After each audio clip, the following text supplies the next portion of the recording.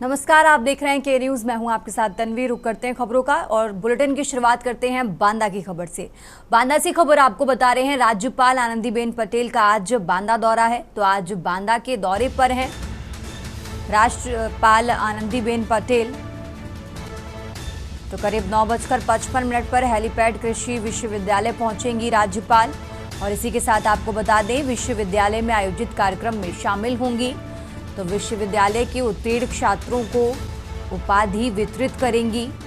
आंगनबाड़ी कार्यकर्तियों को भी आंगनबाड़ी किट बांटती नजर आएंगी। और इसी के साथ 12:15 पर कृषि विश्वविद्यालय में शिक्षकों के साथ बैठक भी करेंगी। तो उनके दौरे से जुड़ी अहम जानकारी आपको बता रहे हैं। आज बांदा के दौरे पर हैं राज्यपाल आनंदीबेन पटेल। ये बड़ी खबर आपको बता रहे हैं। 12:15 पर कृषि विश्वविद्यालय में शिक्षकों के साथ बैठक करेंगी। तो राज्यपाल आनंदीबेन पटेल का आज बांदा दौरा है। सुबह 9:55 पर हेलीपैड से कृषि विश्वविद्यालय पहुंचेंगी। और इसी के साथ आपको बता दें, विश्वविद्यालय में आयोजित कार्यक्रम में शामिल होंगी। तो विश्वविद्यालय के उत्तीर्ण छात्रों को उपाधि वितरित करेंगी। ये बड़ी खबर आपको बांदा से बता रहे हैं। विश्वविद्यालय में आयोजित कार्यक्रम में शामिल होंगी। 12:15 पर कृषि विश्वविद्यालय में शिक्षकों के साथ बैठक करेंगी। तो यह अहम जानकारी आपको बांदा से बता रहे हैं। आंगनबाड़ी कार्यकर्तियों को आंगनबाड़ी किट भी बांटती नजर आएंगी राज्यपाल आनंदीबेन पटेल।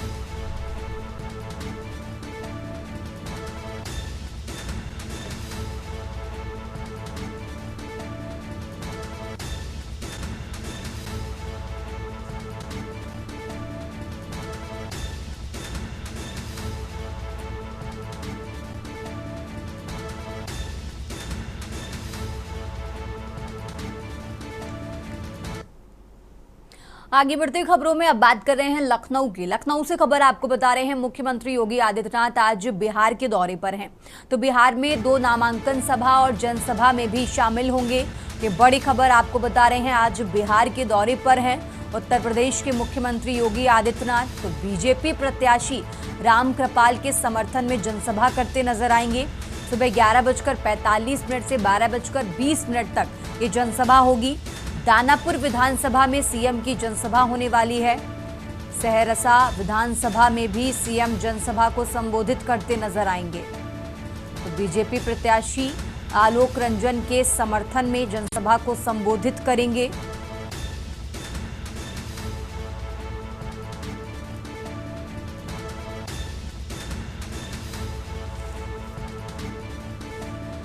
तो आज बिहार के दौरे पर हैं मुख्यमंत्री योगी आदित्यनाथ। लखनऊ से खबर आपको बता रहे हैं, 2 नामांकन सभा और जनसभा में शामिल होंगे। बीजेपी प्रत्याशियों के समर्थन में जनसभा को संबोधित करते नजर आएंगे। आपको बता दें, सहरसा और दानापुर विधानसभा में जनसभा को संबोधित करेंगे उत्तर प्रदेश के मुख्यमंत्री योगी आदित्यनाथ।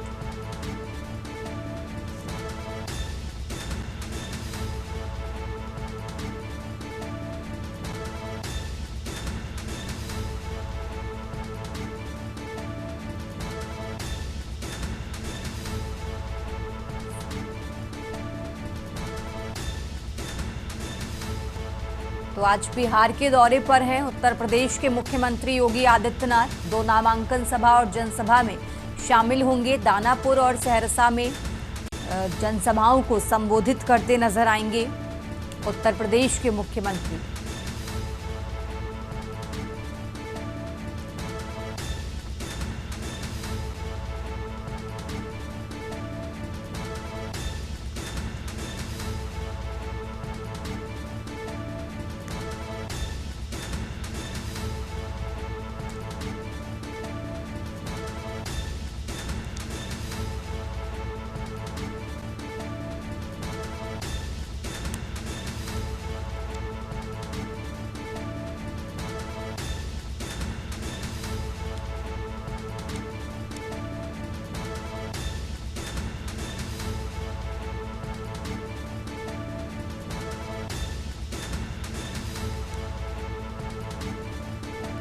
और इसी खबर पर ज्यादा जानकारी के लिए हमारे साथ मनीष तिवारी जुड़ चुके हैं। मनीष, जिस तरीके से आज बिहार के दौरे पर हैं उत्तर प्रदेश के मुख्यमंत्री योगी आदित्यनाथ, दो जगह दो विधानसभाओं में बीजेपी प्रत्याशियों के पक्ष में वोट की अपील आज करते नजर आएंगे सीएम योगी। मनीष जी।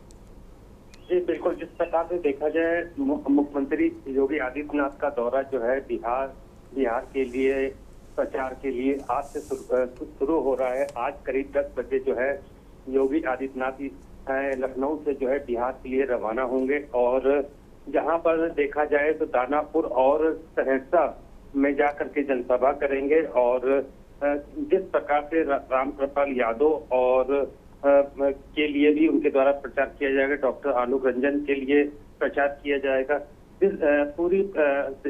पूरे अगर प्रचार के दौर में देखा जाए तो अब योगी आदित्यनाथ जो है लगातार इसी प्रकार से बिहार के चुनाव में जाते हुए दिखेंगे। करीब 4 बजे वहां से उनकी वापसी जरूर है, लेकिन उनकी जो सभाएं हैं, सभाओं के अंतर्गत जो है अब ये देखना है किस नारे के साथ जो है बिहार के चुनाव की शुरुआत करते हैं। क्योंकि जिस प्रकार से देखा जाए पिछली बार जब हरियाणा का जब चुनाव था तो वहां पर मुख्यमंत्री योगी आदित्यनाथ के द्वारा ये बयान दिया गया था। उनका तो एक स्लोगन था कि बटोगे तो कटोगे, तो ये बहुत ही फेमस हुआ था। अब ये योगी आदित्यनाथ जो है बिहार दौरे के लिए आज 10 बजे यहाँ से रवाना होंगे। 10:30 बजे के करीब अमौसी एयरपोर्ट पे पहुंचेंगे और उसके बाद वो बिहार पहुंचेंगे पटना और वहां पे अपनी जनसभाओं को से संबोधित करेंगे।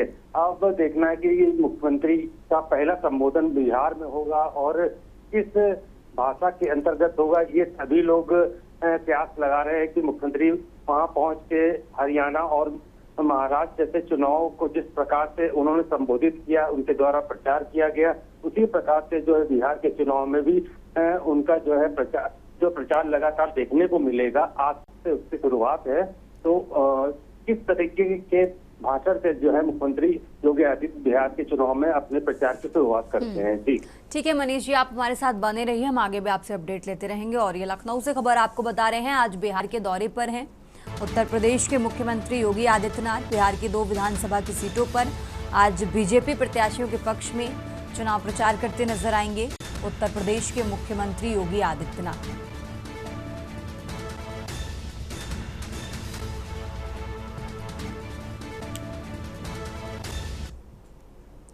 आगे बढ़ते हैं, खबरों में बात कर रहे हैं लखनऊ की। समाजवादी पार्टी ने घोषित किए 2 एमएलसी प्रत्याशी। बरेली मुरादाबाद खंड से हाजी मोहम्मद दानिश अख्तर प्रत्याशी और इसी के साथ आगरा खंड से शशांक यादव सपा के स्नातक एमएलसी प्रत्याशी हैं। तो समाजवादी पार्टी ने एमएलसी के लिए 2 और प्रत्याशी घोषित किए। लखनऊ से खबर आपको बता रहे हैं, मुरादाबाद खंड और इसी के साथ आगरा खंड से प्रत्याशियों के नामों का ऐलान कर दिया गया है समाजवादी पार्टी की तरफ से। लखनऊ से खबर आपको बता रहे हैं, सपा ने घोषित किए 2 एमएलसी प्रत्याशी।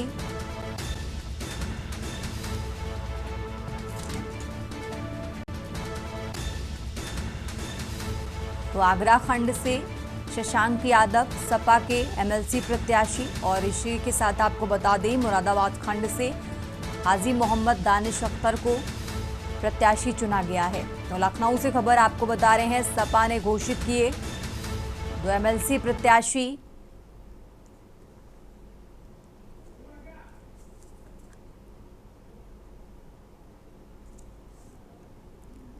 तो लखनऊ से खबर आपको बता रहे हैं, समाजवादी पार्टी ने एमएलसी के 2 और प्रत्याशी घोषित किए हैं। मुरादाबाद और आगरा से प्रत्याशियों के नामों का ऐलान कर दिया गया है। मुरादाबाद से हाजी मोहम्मद दानिश अख्तर को और इसी के साथ आगरा से शशांक यादव को प्रत्याशी चुना गया है।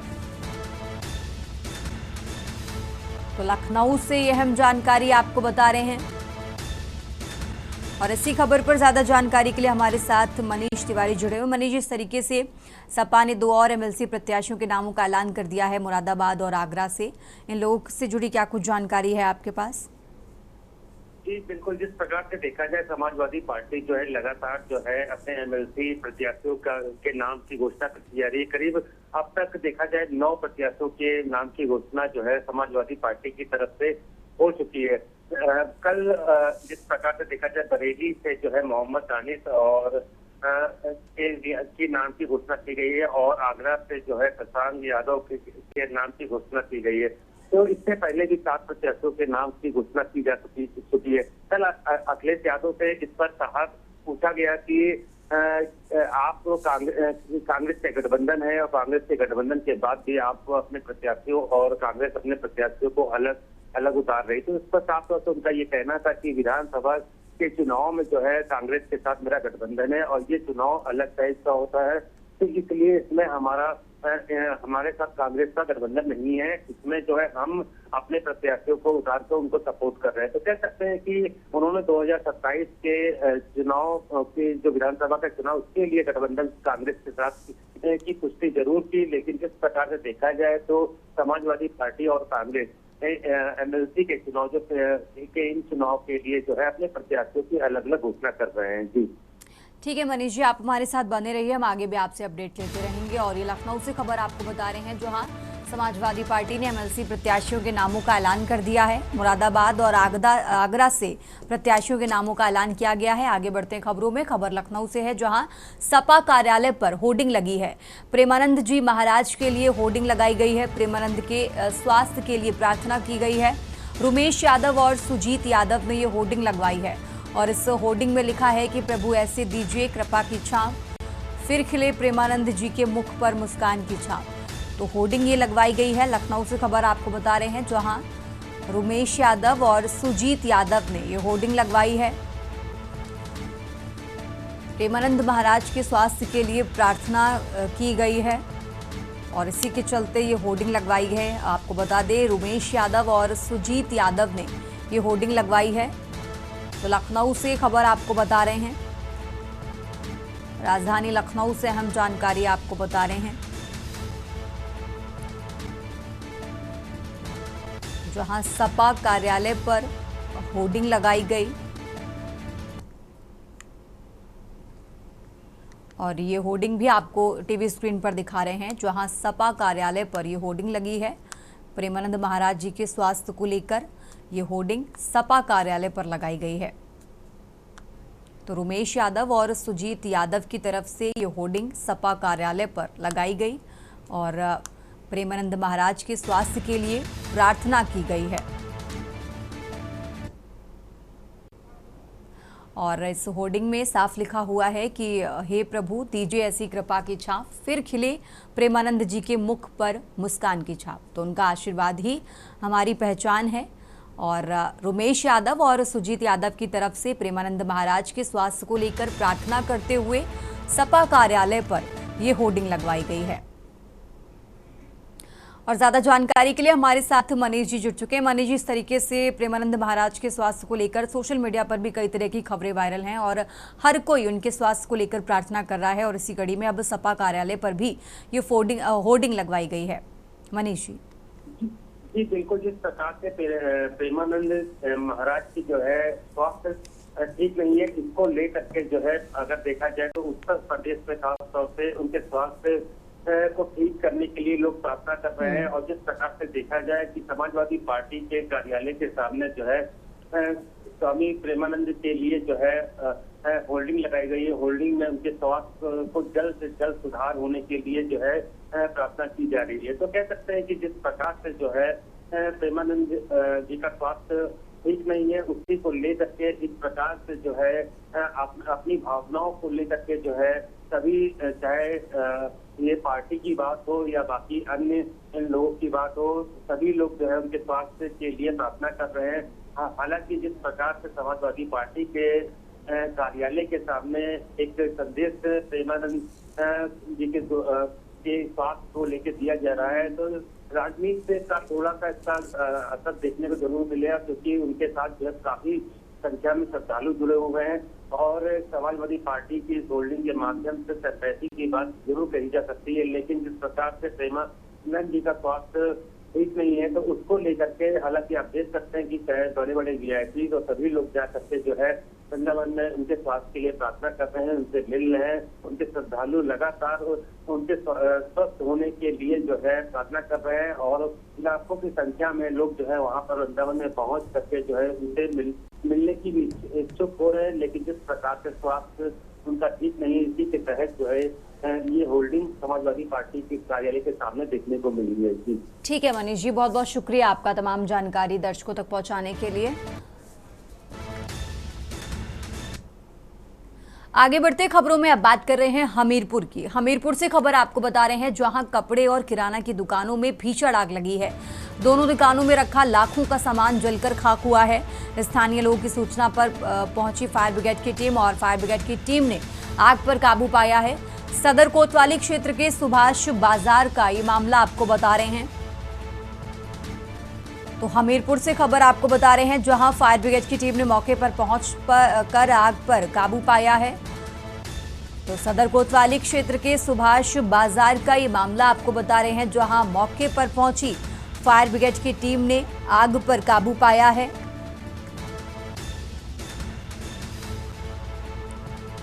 सदर कोतवाली क्षेत्र के सुभाष बाजार का ये मामला आपको बता रहे हैं जहां कपड़े और किराना की दुकानों में भीषण आग लगी है। और आग की ये तस्वीरें भी आपको टीवी स्क्रीन पर दिखा रहे हैं जहां दोनों दुकानों में रखा लाखों का सामान जलकर खाक हुआ है। मौके पर पहुंची फायर ब्रिगेड की टीम ने आग पर काबू पाया।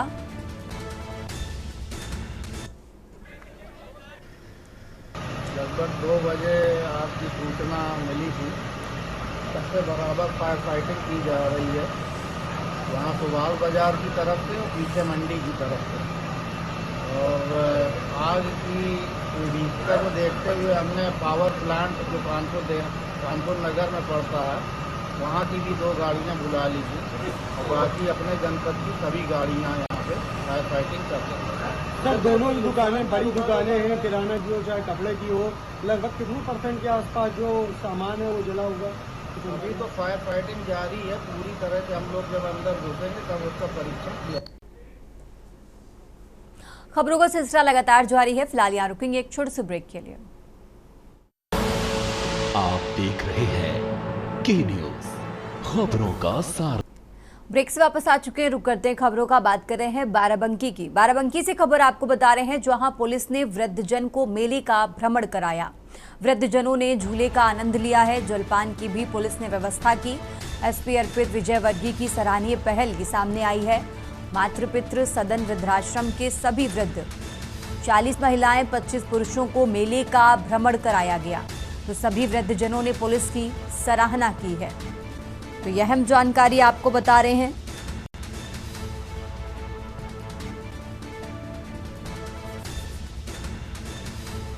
मातृपितृ सदन वृद्धाश्रम के सभी वृद्ध, और जिसमें आपको बता दें 40 महिलाएं 25 पुरुषों को मेले का भ्रमण कराया गया।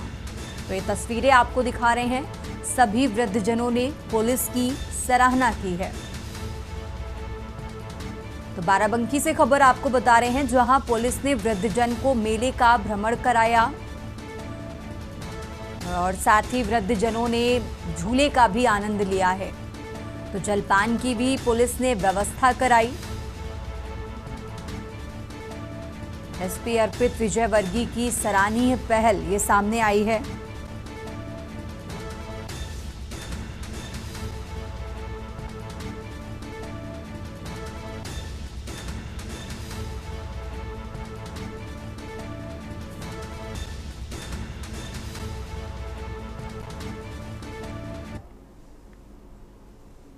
आगे बढ़ते खबरों में अब खबर मिर्जापुर से है जहां स्वास्थ्य व्यवस्था की लापरवाही एक बार फिर सामने आई है। अपर आयुक्त डॉक्टर विश्राम यादव की पत्नी की मौत मंडलीय चिकित्सालय में समय से ईसीजी और इलाज न मिलने के कारण हो गई है। जांच में सामने आया कि चिकित्सकों की लापरवाही इसकी वजह बनी। डिप्टी सीएम ब्रजेश पाठक ने गंभीरता से संज्ञान लेते हुए जांच करवाई, जिसमें डॉक्टर तरुण सिंह, डॉक्टर सुनील सिंह, डॉक्टर पंकज पांडे और इसी के साथ डॉक्टर विनय और नर्स सुषमा को दोषी पाया गया है। दोषियों पर विभागीय कार्रवाई के आदेश दिए गए हैं। साथ ही एक सेवानिवृत्त स्टाफ नर्स पर भी नियमानुसार कार्रवाई के निर्देश दिए गए हैं। ये कार्रवाई तब हुई जब मामला एक वरिष्ठ अधिकारी से जुड़ा था, जबकि आम नागरिकों को ऐसी लापरवाही का सामना आए दिन करना पड़ता है। स्थानीय लोगों का कहना है कि मेडिकल कॉलेज के प्रिंसिपल की निगरानी में व्यवस्थाएं लगातार बिगड़ रही हैं, लेकिन उनके खिलाफ अब तक कोई कार्रवाई नहीं हुई। ये स्थिति स्वास्थ्य विभाग की गंभीर खामियों की ओर इशारा करती है।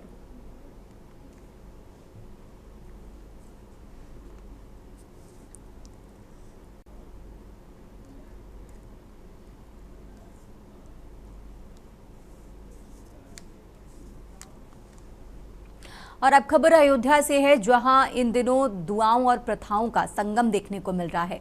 यहां मजहब की दीवारें तब ढह गईं जब बाबरी मस्जिद के पूर्व पक्षकार इकबाल अंसारी और उनकी पत्नी मुन्नी बेगम ने मथुरा वृंदावन के लोकप्रिय संत प्रेमानंद महाराज के स्वास्थ्य लाभ के लिए अल्लाह से दुआ की। प्रेमानंद महाराज पिछले कुछ दिनों से अस्वस्थ हैं और उनके शीघ्र स्वास्थ्य लाभ के लिए पूरे देश में भक्त प्रार्थनाएं कर रहे हैं। इसी बीच अयोध्या में इकबाल अंसारी और उनका परिवार एकता और सौहार्द की मिसाल बनकर सामने आया है। इकबाल अंसारी ने कहा कि हम संतों के बीच रहते हैं, उनका आशीर्वाद हमारे साथ रहता है। प्रेमानंद महाराज के अस्वस्थ होने की खबर से दुख हुआ, इसलिए हमने अल्लाह से दुआ की है कि वे जल्द स्वस्थ हों। अयोध्या की पवित्र धरती पर इस समय केवल एक ही आवाज गूंज रही है, प्रेमानंद महाराज जल्द स्वस्थ हों। ये दृश्य साबित करता है कि इंसानियत की सबसे बड़ा धर्म है और अयोध्या ने इसे फिर से जीवंत कर दिखाया है। अयोध्या का समाज साधु संतों का समाज है। हमारा भी समाज मुस्लिम समाज है और प्रेमानंद जी महाराज जी से भी लोगों का लगाव है, सभी का लगाव है, क्योंकि साधु संत एक ऐसा जो है समाज होता है कि जिससे धर्म को लोग जोड़ते हैं और भगवान के बताए हुए रास्ते को साधु संतों की जबान से लोग सुनते हैं। कथा भागवत के माध्यम से होता है, जो भी कार्यक्रम होते हैं धार्मिक कार्यक्रम, ये साधु संतों का एक महत्व होता है। उन्हीं की जबान से लोग सुनते हैं, उन्हीं के बताए हुए रास्तों पर चलते हैं, क्योंकि साधु संतों की जबान में जो बातें जो है होती है, न कहीं लड़ाई है न कहीं झगड़ा है। साधु है, जहाँ साधु है वहाँ शांति है। तो इसलिए साधुओं का सम्मान हम करते हैं। हमने भी सुना कि उनकी तबीयत खराब है, उनके लिए हमने भी दुआएं मांगी है और पूरे देश दुनिया के मुसलमान, हिंदू मुसलमान सारे लोग उनके लिए दुआ कर रहे हैं कि महाराज जी जल्दी से ठीक हों और लोगों के बीच में अपनी वाणी को रखें और लोग उससे फायदा उठावें।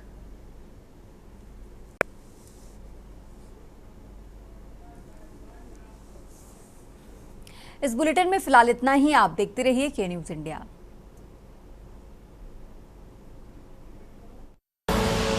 आप देख रहे हैं के न्यूज, खबरों का सारथी।